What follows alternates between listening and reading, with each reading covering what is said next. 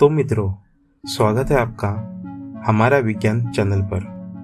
आज हम जानेंगे यूएफओ पर नासा की पहली आधिकारिक सार्वजनिक बैठक का हिंदी अनुवाद भाग 2।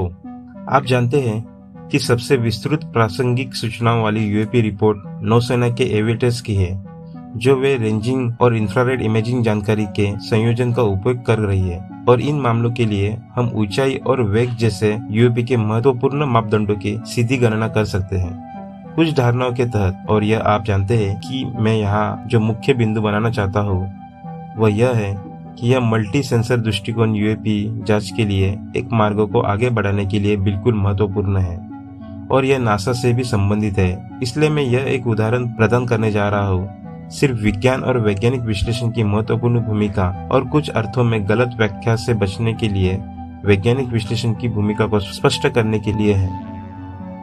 अगला, हीट स्पेस। हाँ ठीक है।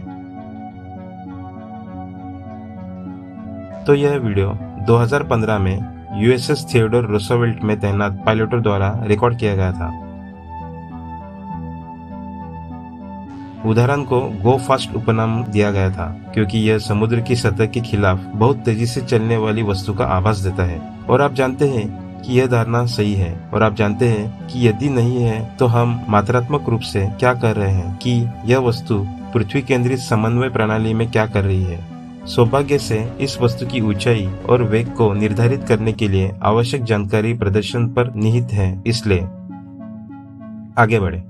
अगला, और इसमें कैमरे का एलिवेशन एंगल, सेकंड में समय का संदर्भ, हवा की गति, नॉटिकल माइल शामिल है, जिन्हें आप जानते हैं। वेब पर तो इस वीडियो में विशेष रूप से इस जानकारी पर काफी चर्चा की गई है।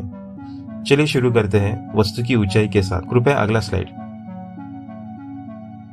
इसलिए जेट की ऊंचाई और लक्ष्य के असर को जानने के बाद हम मूल त्रिकोणमिति को यह पता लगाने के लिए लागू कर सकते हैं कि वह वस्तु ऊंचाई वाले स्थान पर कहाँ है। और यह पता चला है कि आप जानते हैं, बशर्ते की रेंज की जानकारी सटीक हो, जिसके साथ कुछ अनिश्चितताएं जुड़ी हो सकती है, लेकिन वस्तु लगभग 13,000 फीट की दूरी पर दिखाई देती है। यह इसका एक महत्वपूर्ण पहलू है कि यह जेट और महासागर के बीच का मार्ग है। इसलिए यह समुद्र है जो ऐसा लगता है कि यह वास्तव में इसके ठीक पीछे 4.2 मील दूर है। और यह हमारा पहला संकेत है कि कुछ या अधिकांश गति जो हम देखते हैं, वस्तु की स्पष्ट गति वास्तव में सेंसिंग प्लेटफॉर्म की तीव्र गति के कारण होती है, और इस मामले में लगभग 430 मील प्रति घंटा है। लेकिन हमें इसके बारे में अनुमान लगाने की आवश्यकता नहीं है, इसलिए हमारे पास वास्तव में मुठभेड़ को फिर से बनाने के लिए इस प्रदर्शन पर पर्याप्त जानकारी है। कृपया अगली स्लाइड पर जाइए। और इसलिए यह वह है जो समय अक्ष सहित स्क्रीन पर अतिरिक्त जानकारी का उपयोग कर रहे हैं।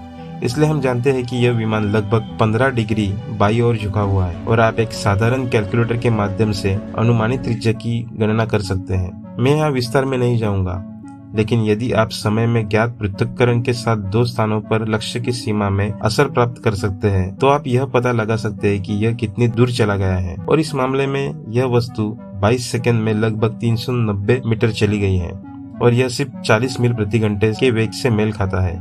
और इसलिए यह वेग 13,000 फीट पर हवा की गति के अनुरूप है।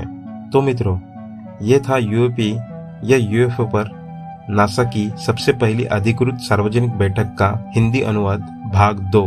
जैसे कि मैंने कहा था, पहली बार नासा ने यूएपी या यूएफओ को सार्वजनिक रूप से माना है। हालांकि नासा या संयुक्त राज्य अमेरिका यूएपी घटनाएं सार्वजनिक करके क्या साबित करना चाहती है, या ये यूएपी संकल्पना कितनी वास्तविक है, यह तो आने वाला समय ही बताएगा।